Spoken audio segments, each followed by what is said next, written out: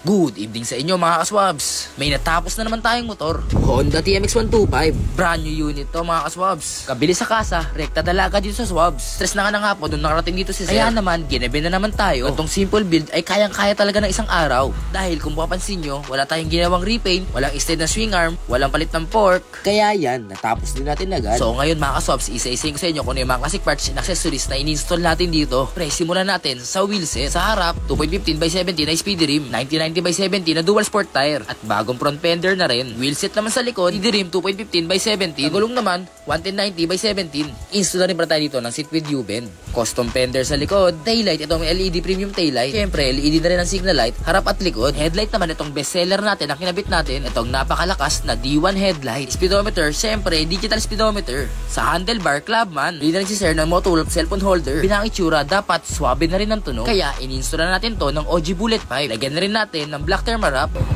So yung sir pala may-ari, tara kamustahin natin.